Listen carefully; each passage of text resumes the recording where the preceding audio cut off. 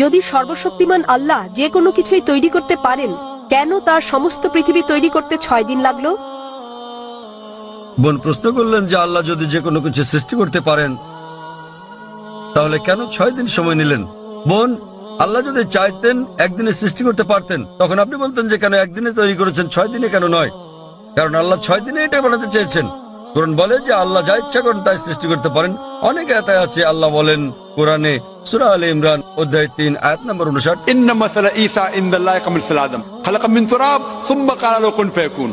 আল্লাহ আদম আলাইহিস সালামকে সৃষ্টি করেছেন যেমন তিনি যীশু খ্রিস্টকে সৃষ্টি করেছেন ধুলো থেকে, তিনি বলেন হও আর তা হয়ে যায়। তো আল্লাহ যখন কিছু সৃষ্টি করতে চান তিনি বলেন হও আর হয়ে যায়। তিনি ইচ্ছে করলেই এটা হয়ে যায়।